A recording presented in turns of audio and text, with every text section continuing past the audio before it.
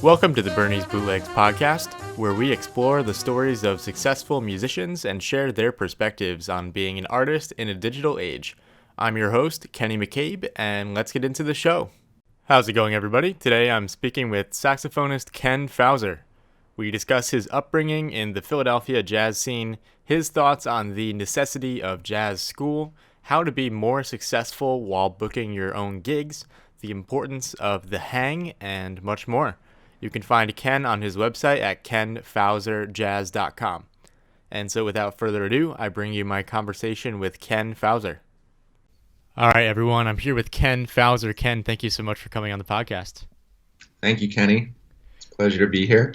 It's my pleasure, man. We were just talking a little bit before we started recording and talking about the Django and some other stuff. But for right now, I just want to start with how you ended up where you are, living in New York, because I think you're not originally from New York, right? No, I grew up in South Jersey, just outside of Philadelphia, like 3 miles from the Walt Whitman Bridge. And I went to college at the University of the Arts, which is in Center City. So I got to kind of experience the Philadelphia jazz scene before I made my way up here. I lived in Center City for 3 years and then transferred to William Patterson, which is in North Jersey. And from there kind of was heading into New York more often, eventually moved into to Yonkers to go to grad school, then lived in Jersey City, then lived on the Upper West Side for a minute, and now I'm in Queens in Astoria. You know, most people know that if you live in the New York area, you kind of bounce around a bit. Everybody's trying to find a better apartment, better living situation, but really happy in Queens, in Astoria. A lot of great food, good Greek food out here, places to hang out. But a lot of musicians too, right? Yeah, actually, Sam Dillon just moved in downstairs, same building. It's more like a house that I live in. There's 4 units here. I think you just interviewed him, right? Or you're Sam's coming on Sunday. He's coming in a couple days. Yeah. So him and actually Nick Biello, that's his roommate. Mm-hmm.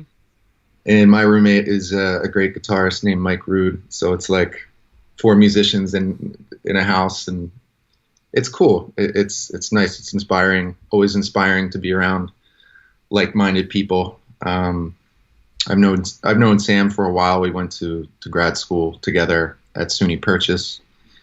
Yeah, I came up in the Philadelphia area and learned a lot of great things down there, and we can talk more about that if you'd like to.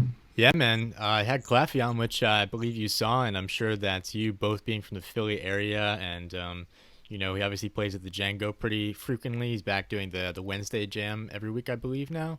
Yeah, so, very to have that back. Yeah. Yeah, so you guys probably know each other pretty well, and one thing that's common with everybody that I talk to from the Philly area is just the richness and the availability of great music in the Philadelphia scene. So maybe you can tell us a little bit about what it was like to grow up in that area and what that environment was like when you first started getting into music. Yeah, there's definitely, I mean, the history of the music scene in Philadelphia, all the great players, you know, John Coltrane, Lee Morgan, Benny Golson, Jimmy Heath. I mean, there's McCoy Tyner. There's so many people that have come out of that. When I was there, I knew Claffey a little bit. He's a bit younger than me. I think he was probably like, I think I had moved to New York when I first met him, but he was like 16, like hanging out at Ortlieb's, and I didn't really have that experience. I didn't really get to check Philadelphia out until I went to college in the city, but it's a great city. A lot of amazing musicians that I learned a lot from down there. Mickey Roker was playing quite often. John Swana, who I think is really like one of the best musicians on the planet. Like, I mean, really, really incredible musician, trumpet player, composer. He's somebody that I got to really hang around quite a bit and really learn a lot from. Larry McKenna is another one. Bootsy Barnes. I remember just going to Ortlieb's to hear Bootsy play. He played every Wednesday with an organ trio. And I mean, it's great being around like him in particular and Mickey and just hearing stories of like what it was like back in the day and hanging out with Dexter Gordon or Hank Mobley or whoever. So that was really cool, kind of invaluable stuff happening back then. Sid Simmons was an amazing piano player, really great guy. He was always very, very nice to me. I remember sitting in at the jam sessions at Ortlieb's and Sid coming up to me afterwards and always being very encouraging and always having kind words. And I was very down on myself. I just, with good reason, because I really sucked back then, and I was just trying to figure it out, and I was just trying to learn how to play changes and really trying to figure it out. I mean, I went to high school. I did some big bands, and then I went to Philadelphia, and it's like I hadn't really had much experience playing in small group settings. I was still just figuring out the forms and things like that, trying to figure out how to play changes. And he was very, very cool, very encouraging. He told me he thought I sounded like Clifford Jordan, and this is before I even knew who Clifford Jordan was. Never heard a Clifford Jordan record in my life, and Sid played with Clifford Jordan, and it was like, in those experiences, I mean, you learn things from each one. Like I started checking out Clifford Jordan. It's like he's one of my favorite tenor players. But who else? Byron Landon. Really, really great scene. And one of the cool things about Philadelphia is that it's in such close proximity to New York. So you'd have things like during the weeknights, you'd go out and see local Philly guys playing, and then Friday and Saturday, you'd have some guys from New York coming down and playing at Chris's Jazz Cafe or playing at Ortlieb's. And it would usually be like a thing where it'd be like a horn player coming down and mixing in with a Philly rhythm section, often with like John Swana. It was interesting to see the mixing of two cities. I mean, Philly is really less than 2 hours from New York. I was just down there last weekend. I played at Chris's, but it was really cool to see that. And I don't think that there's any other city in the country that really has that intermingling between two cities. So I learned a lot from my time down there. Definitely, and I have to give a shout out to John Swana. I hope Swana will come on the podcast. If someone will send this to him and annoy him, I hope he'll come on. I'll put in a good word for you, because I would love to hear that podcast, because he's extremely knowledgeable. He spent some time in New York too. I know he used to live in Jersey City at one point. Mm-hmm. Yeah, speaking of bootlegs, I mean, I have so many bootlegs of him playing, wherever. And whenever guys from New York would come down, like there's a bootleg that I made with Eric Alexander and Grant Stewart. And I actually gave a copy of that to John Swana, and I think he gave a copy of that to Jerry Teakins at Crisscross, and then they actually made a couple great 2 tenor records together. So I have to take some credit for that, man. And of course, R.I.P. to Sid Simmons. Gone, unfortunately, very, very much too soon. And fortunately, Larry McKenna and Bootsy are definitely still around. I believe they're both still playing. I remember seeing like Larry, he played at Smalls like last year or something like that, and he's playing in Philly, I'm sure, all the time. And same with Bootsy. So If you guys have not heard those two fine gentlemen, then definitely go look them up on YouTube or wherever, because they're definitely been around for a long time. They've seen a lot. They've played with a ton of people, and there's a lot of valuable information to be retrieved from their playing and their wisdom. Yeah, they just put a 2-tenor record out on the Cellar label, Corey Weeds' label.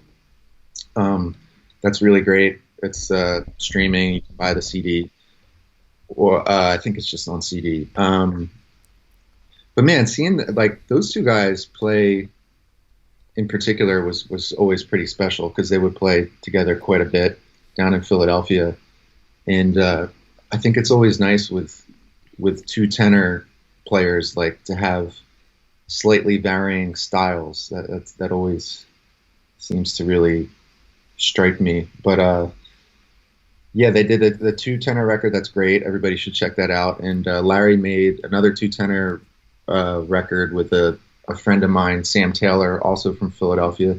He'd be another good guy to interview. That's also on Cellar. So check out Larry. Check out Bootsy. They're pretty great. Check out John Swana. Yeah, man, I gotta call Swan. I haven't seen him in a minute. I hope he'll come on. But I remember one time.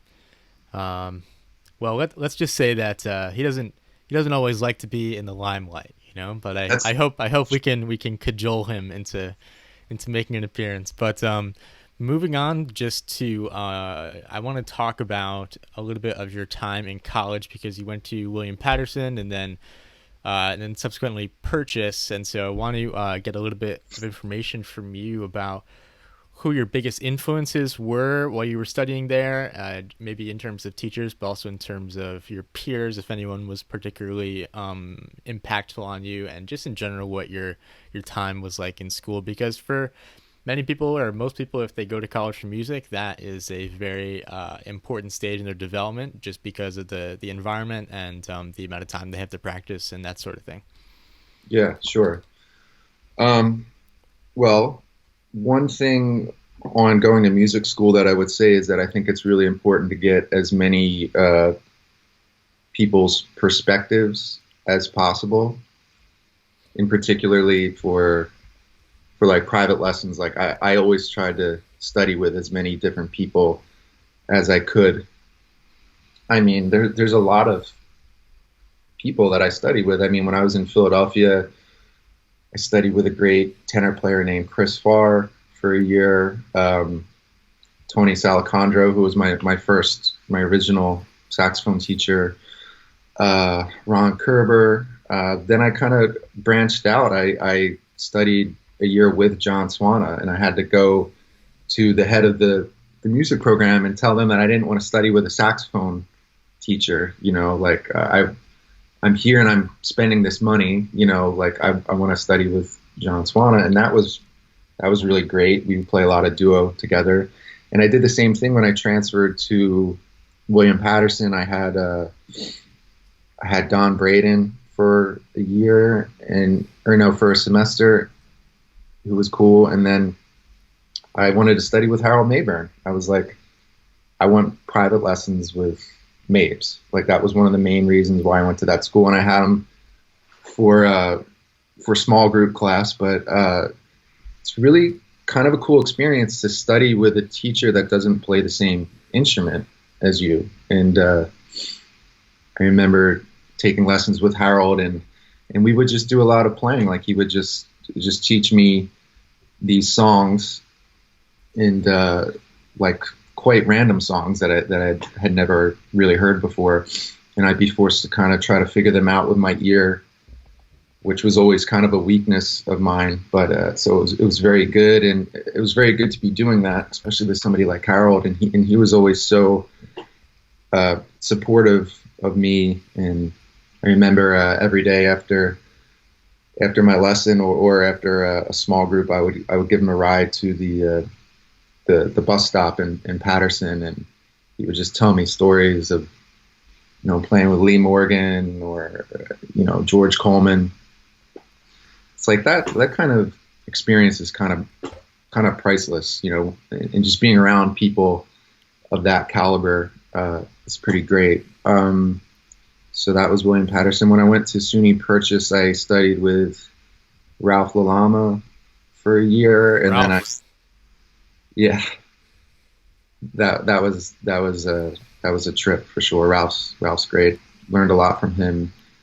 And then my final year, I studied with Eric Alexander, who had kind of always been a huge idol of mine, but I never really formally got to study with him. He did give me a couple impromptu lessons in the back of Chris's Jazz Cafe down in Philadelphia, and he's incredibly knowledgeable. I would recommend anybody to go and hear Eric and talk to him and try to get lessons from him if they can. Not everybody's a great teacher, but Eric is one of those people that you can pretty much ask him any question and he will have an answer. He probably won't have one answer. He'll probably have three or four answers, because he's a very complete musician harmonically and knows everything about the saxophone.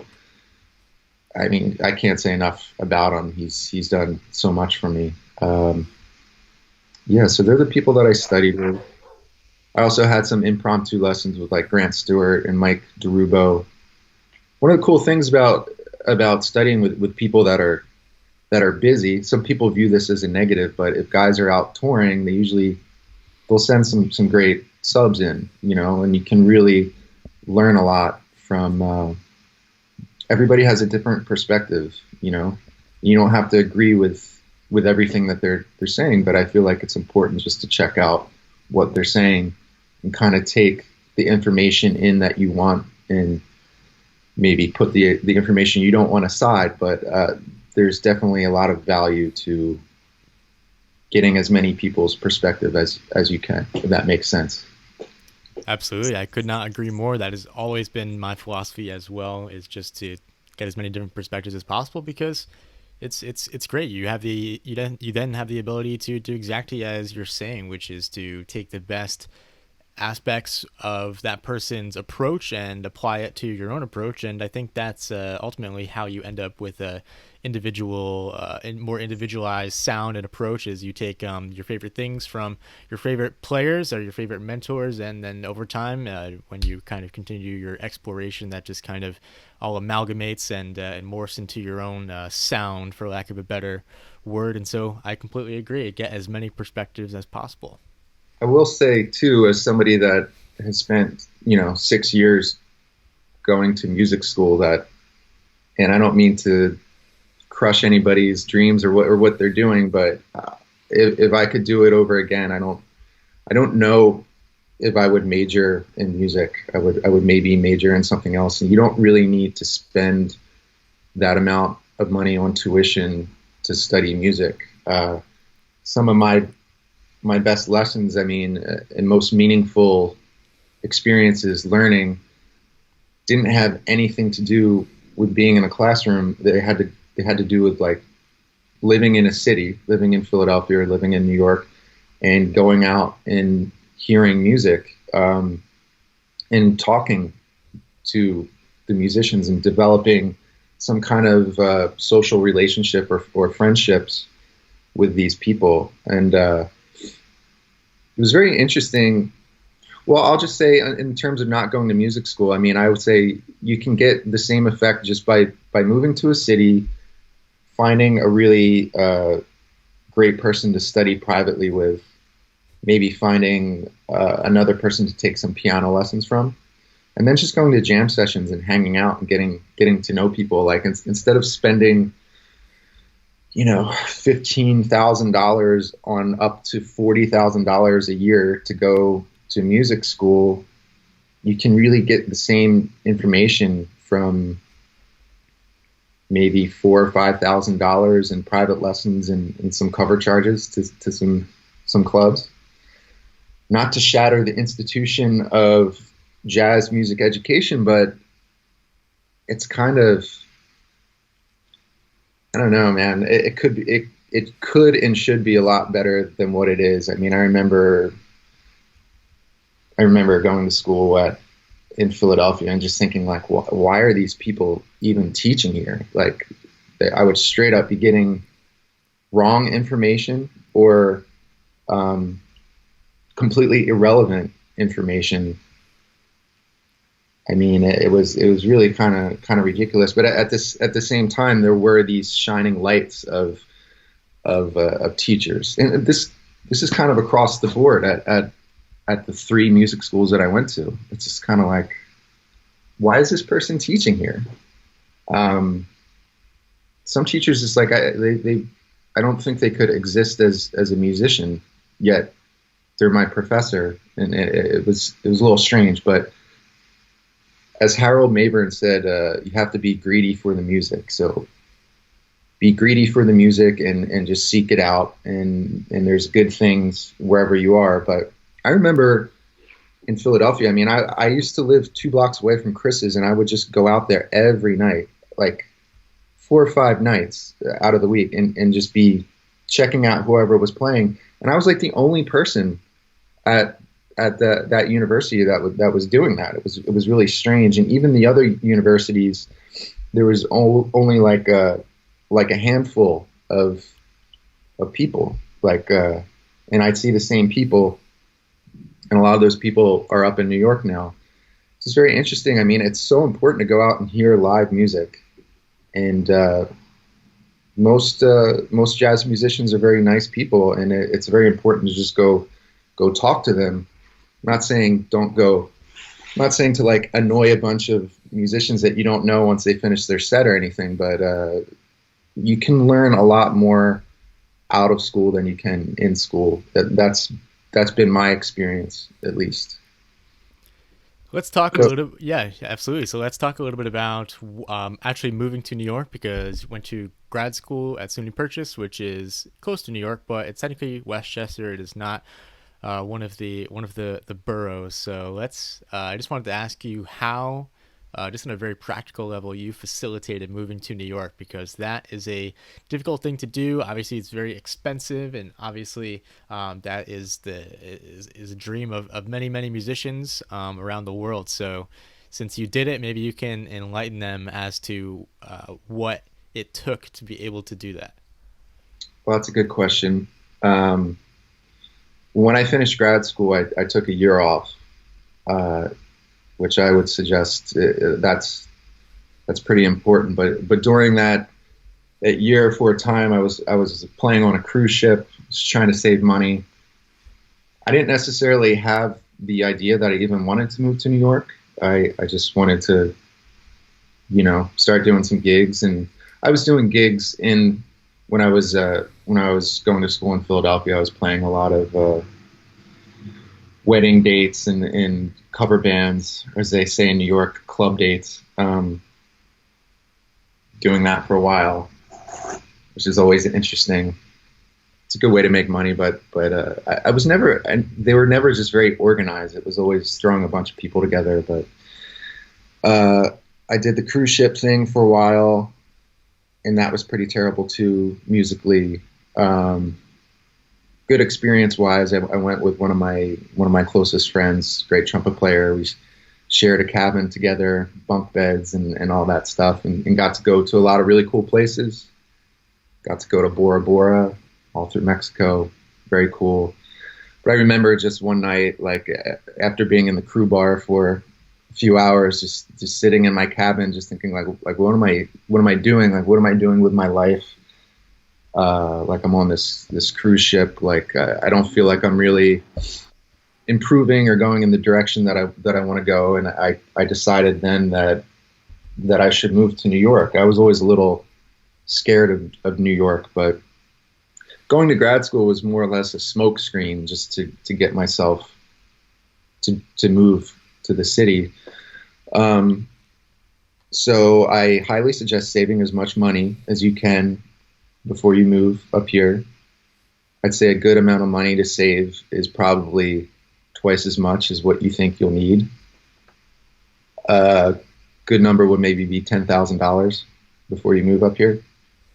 This is taking out of the equation like any kind of tuition costs if you're going to school, but you're just moving up here, I'd say if you can save like $10,000 would be good for at least a year.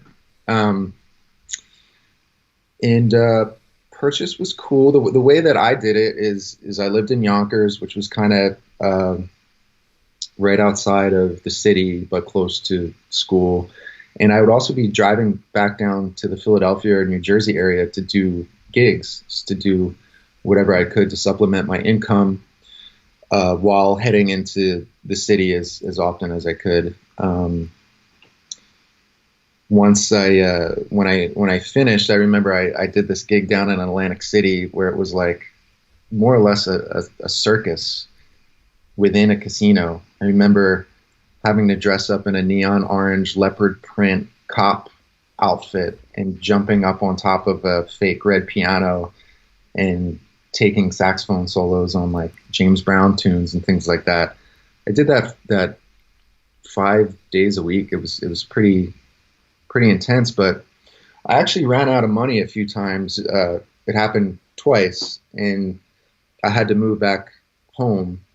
I was, I had an advantage because I had family that lived only 2 hours away from the city in South Jersey. But I remember living in New York and having to move home and not telling anybody in New York that I moved home, and driving 4 hours round trip to do a gig for like $50, like at Smalls, or like hosting a jam session.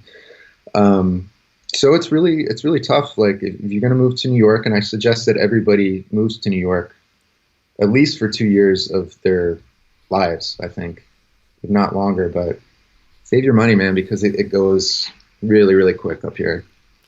It does go very quick, and it doesn't, like you're saying, it doesn't have to be a permanent thing, because if you live in New York for between 2 and 5 years and you're very, very active in the scene, and you play a lot and you just get the experience, then in my opinion, if you're pretty much prepared to go anywhere else after that, because it's a very, very difficult place to play, and it's very cutthroat, very competitive, and so in a certain way there are positives to that, and there are obviously negatives to that. So you just got to do what's best for you, I think. And I have to also give a brief statement. If you guys hear a dog barking in the background, that is my corgi Elon saying hello to the podcast. So do not be alarmed.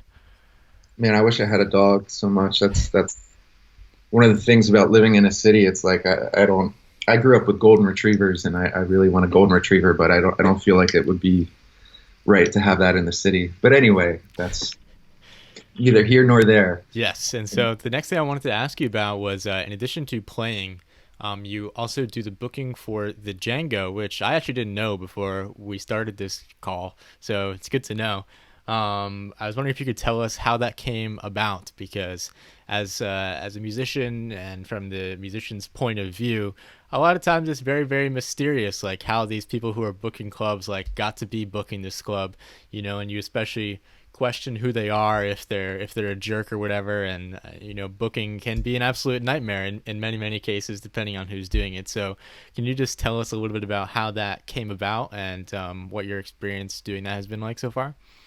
Sure. Well, one thing to kind of go along with what I was just saying, it's one thing to do a lot of club dates and play on a cruise ship and, play in a circus in a casino.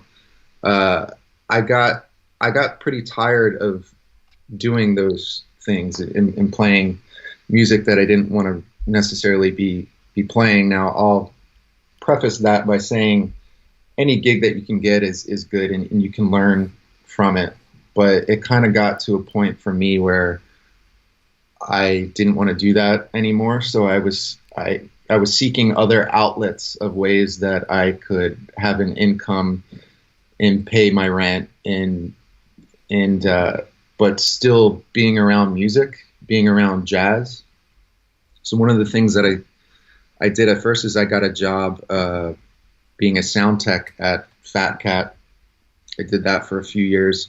Don't know anything about that, but I knew what jazz is supposed to sound like, so I just kind of turned knobs on a mixer until I got it sounding as best as I could. I mean, Fat Cat is a basement pool hall, and they have really great musicians that play there all the time, but that was kind of one thing that I started doing, and then from there I started managing and working the door at Smalls and also Mesro.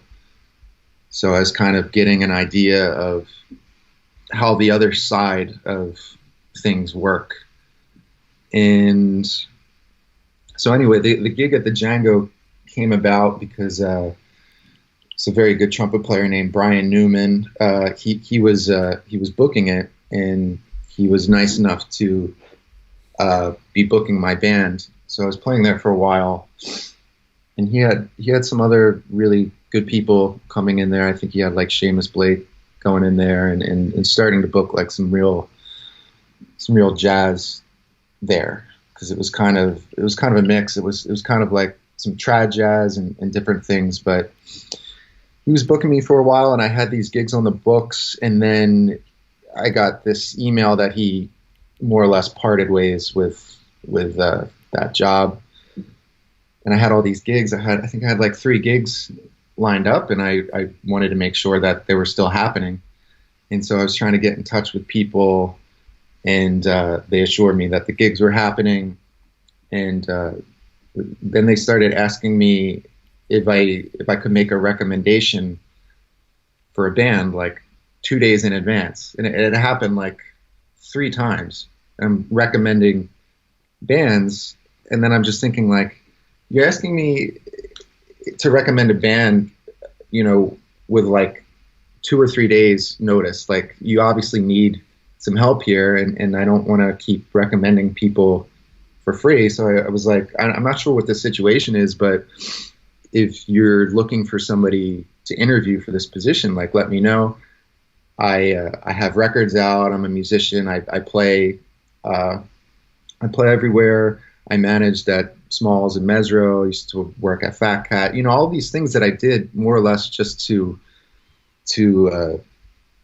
make money to pay my rent. Like, I never really thought about it, but it really kind of lends itself to some other positions. So I interviewed, and they liked me, and they gave me a try, and I've been doing that for about 3 years. And I look at it as a responsibility that that establishment puts almost $250,000 into the entertainment per year.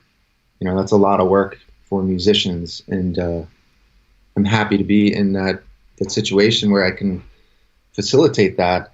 And I want the club to do well, because I want them to continue to have live entertainment, have jazz. And anyway, that's kind of how that came about. But I never thought I would be doing what I'm doing now in that regard. It's kind of like each step leads to the next. So. Right. And it's funny how life works. I mean, you never, I'm sure if you had to guess if you were going to be, the booking manager of a club, I don't think if someone asked you, 5 or 10 years ago, if you thought you were going to be doing that, if you would have said so. I wouldn't have thought I would even be in New York.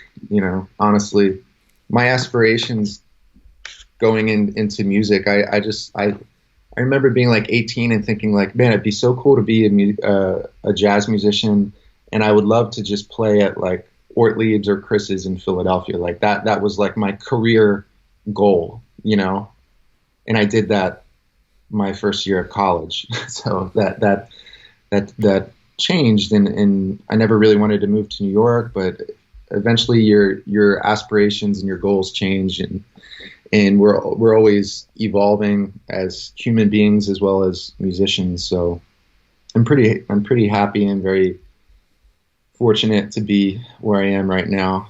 #blessed. #blessed. That's right. And so, yeah.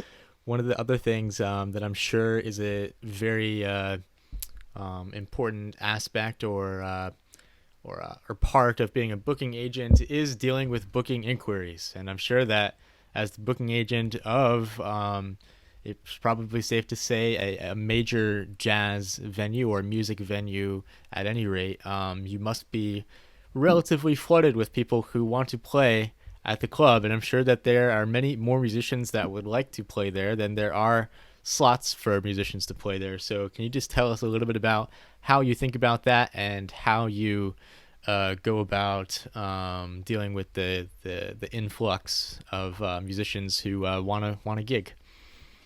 I'm sure it's going to increase after this interview, Kenny. So I appreciate that. But yeah, there's certain ways to go about getting a gig, not just at the Django, but in general. I think the first step is to hang out at said venue all the time, but kind of like in a genuine kind of way, like kind of supporting the music and not like I'm just here, I'm logging my hours at this club to show my face to get a gig. You want to really support whatever scene. If you're just submitting and you're just trying to get a gig somewhere, if you're sending an email, that's one way to do it. I don't really recommend doing that. I recommend trying to like get to know the people at the club, trying to get to know not just the booker, but just get to know the staff, get to know the person at the door, get to know the bartenders, know their names, make genuine conversation with them, tip your bartender, order drinks. Like, that's one thing I think a lot of younger guys don't do. That's always been kind of common sense for me, but it's like you do have to support to some degree these places that you're trying to get a gig and support the people that work there. Tip at least $1 or $2 per drink. A lot of guys don't know that, and yeah, it's kind of important. But if you are just like cold calling, I'd say there's two things that I look for in an email, and it's really one is a solid YouTube video, solid video of you playing, and then the other would be a solid Instagram presence, which is interesting because a lot of older musicians, they're not really on Instagram, and that's kind of can be an issue because at the end of every night I get these reports, these outlet reports where I know all the money that has been made and all the costs and everything like that. And if there's really low numbers, then that kind of draws attention to whatever artist that I booked. And sometimes the management above me, they might say, what's the deal with this artist? And the numbers were low. And then I can say, well, here, check on their Instagram. They really were promoting this gig. They were really doing their best to get people out. For whatever reason, maybe not that many people came out, but they were at least trying. It's nice to have that. Whereas if it's a person that doesn't have Instagram or has Instagram and they're not really promoting themselves, then I don't really have anything to stand on in my defense of who I booked. Just having some form of presence. Like, I don't think you need to have like thousands and thousands of followers. It's always nice. I don't think you need to be posting stories in airports, on layovers, and doing all the weird things that people do on social media just to kind of show that they're on tour or in the studio, #office for a day, or all that really silly stuff that I kind of tend to see right through. But it is important to be doing some posting.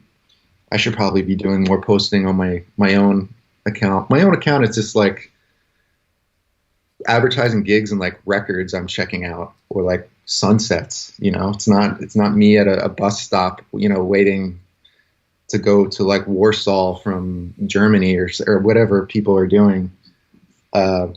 Anyway, sorry, I'm going off on a tangent right there, but getting like solid video is very important. Solid pictures is very important too. The pictures that's mostly important for use with social media to advertise your gigs, but there's a lot of really great photographers in this city. I mean, pay one of them and get some decent pictures. Pay a decent videographer. Now, you don't have to spend thousands of dollars to have somebody to come out. I mean, but it really helps to have good video and good pictures, good media to use on social media. I hope that answers the question. Without a doubt. And I just want to kind of circle back to the whole hanging out at the club thing, because maybe you can, this is what I think, maybe you can tell me if you agree with me, and I'm sure people in the comments will chime in, but I think that you can really tell when you're talking to someone. I think you can tell their intentions. I think you can kind of tell if they're just there or having a conversation with you, just for the sake of getting a gig. I think that there's kind of a vibe, for lack of a better term, that you do put out when you're just there for selfish reasons. And so I think my take on it is that it's not enough to just hang out with the club or network, as people like to say, but you have to genuinely want to do it, I think, and you have to genuinely want to make the connections with people and have worthwhile conversations and all that. Would you agree? For sure. And there's a lot of people that I've never really met before, a lot of musicians. I play every Friday at the Django, and it's like these people, I play 7:30 to 10. These people will literally time it that they're walking in at 9:45, so they can act like that they're checking my band out, and then come up and talk to me, and they usually have a CD in hand or something like that. And it's just really kind of disingenuous and very obnoxious. And that's not the way to go about, it's not the way to go about really doing anything, in my opinion. I feel like so much of what we do is built on relationships with people, like genuine relationships and friendships and musically related experiences, and it's really important just to be genuine, and that's the way to really stand out. Not stand out because you're trying to stand out, but just that's what stands out to me, like real people. There's so much crazy stuff that happens. Like a few weeks ago, I had two twins from Transylvania come to my gig, and they were more or less musical theater, female vocalists, and they were trying to pitch me on some show about Dracula that they wanted to do at the Django. I mean, there's really all kinds of really weird stuff. So I'm sure most of your listeners are smarter, but another thing I would say is maybe research the venue that you're trying to get a gig at. Know what style of music that's happening. Know what days the club is open. Sometimes I'll get an email from somebody saying that they're on tour. It's like, hey, I'm on tour from Chile. I'm available to play at your club on Monday, such and such date. And it's like, well, the club isn't open on Monday. At least know when the club is open. Know what style of music that they have. I typically operate with themes for each night. Like at the Django, Tuesday night is Latin, so it's Latin jazz and salsa music. And Wednesdays there's big bands, and there's the jam sessions back. Thursdays are typically more real jazz and more soul and R&B jazz kind of vibe. And then the weekends or whatever, but it's helpful to do some research and know, see these patterns, be aware.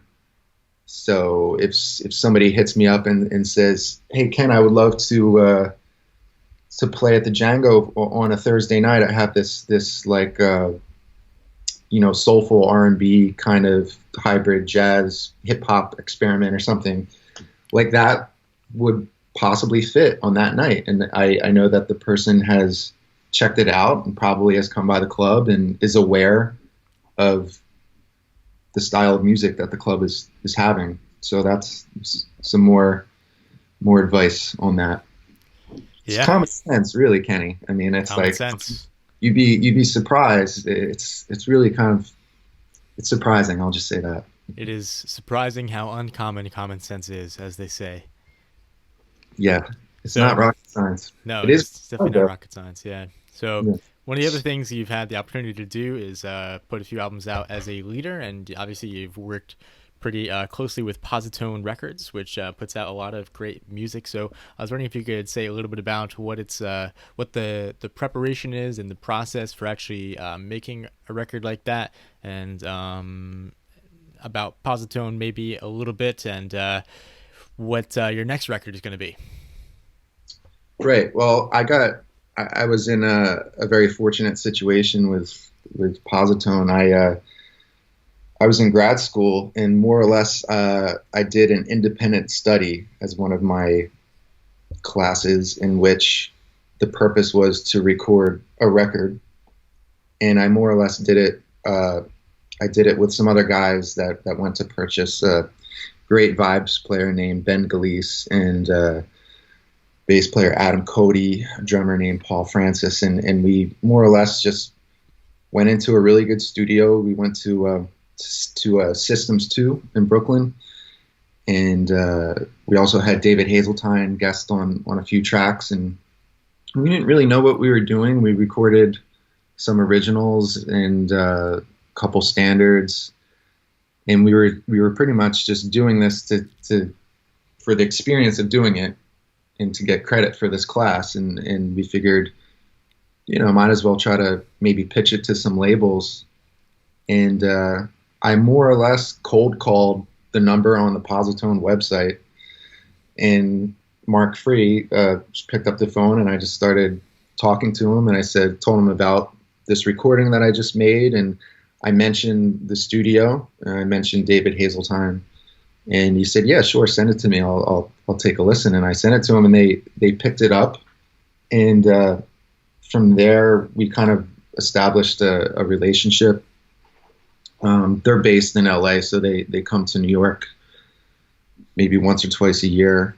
But it's really important just having like that outlet to be able to record. And they also encouraged me to write. They don't want to really deal with paying for copyrights for standards and other things like that. So they were very encouraging, which opened up a whole other aspect to me as a musician. And when you have a reason to write, like you need to write songs to record an album, really changes things. It's a great motivator.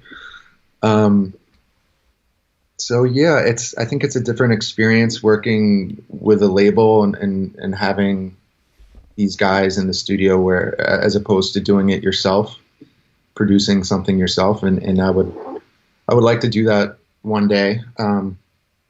But there can be some challenges if you're writing music and then you're getting some different input or different input on the people that you're recording with. But it is nice to have another perspective that maybe you wouldn't consider. But I'm fortunate to be in a situation where I can record for them. I just recorded my 5th album as a leader, and it should be coming out probably sometime in the spring. But yeah, it's like each year I do as much writing as I can. I try not to compare anything that I record to like the great records of the past. Like if you're trying to think of Blue Note or Prestige and things like that, you might as well go jump off a bridge. I just try to look at it as another year of my development and another year of my of writing. Really, I'm doing this a lot to just more or less document my compositions. And each year my writing style changes, and I think I develop a little bit as a player, and it's. Yeah, I highly recommend trying to record if you can. Absolutely, and it's vital. People got to be able to hear you, and if even if it's not super profitable, which I imagine that it's not in the age of streaming, it's still very, very important. Just for your portfolio and establishing a track record as an artist. So, could not agree more with that. And so, people, if they want to find your music, can always go to your website, which I believe is kenfowserjazz.com. Is that correct? Yeah, that's correct. Yep. Perfect. And Good then to also, research. I appreciate it. Thank you. my pleasure. And also your Instagram as well, which is it just Ken Fowser? Is that Just Ken Fowser. Yeah. beautiful? And just to wrap up, any final thoughts or feelings, ideas, uh, uh, words of wisdom you would like to emit into the YouTube and podcast sphere? I mean, I think something I mentioned earlier, the words of wisdom from the great Harold Mayburn. You have to be greedy for the music. So you really have to seek it out. And we live in a day and age where there's so much music and so much information at our fingertips. It's pretty amazing. I would say go out and hear live music. Do that as much as you can. Go out and hear some of the elder statesmen of this music. I mean, for example, last night I went and saw George Coleman, my hero, my idol. He played at Smoke, and there's just a different feeling when it's live, and take advantage if you live in New York or any city. Go out, support live music. Just talking to George Coleman, just that spirit, it does something to you. It changes you as a person. At least it did for me. Same thing every time I got to be around Harold Mayburn or really any of these legends, these geniuses of the music. It's really important to go out and support the clubs and support the music and learn as much as you can. And everything's, a lot of this is laid out for us. Like the records are more or less our books now. So check out records. I mean, I'm still discovering new stuff out there. It's just like this Kenny Dorm record that I just was checking out the other day that I never even heard before. It's really important, and there's so much information, there's so much to learn, and it's kind of endless. So just enjoy the process, I'd say. One thing leads to another. Just enjoy the ride, man. #blessed. What else can I say? Hey man, this is awesome. I appreciate you coming on. We covered a lot of ground, and I think this is going to be a really great podcast for people to check out. So stay on the line for 1 second, and thank you so much again, Ken. Thanks. Thank you, Kenny. Thank you guys so much for checking out the podcast, and don't forget to subscribe wherever you happen to be listening to this so you don't miss an episode. For more episodes, please visit BerniesBootlegs.com.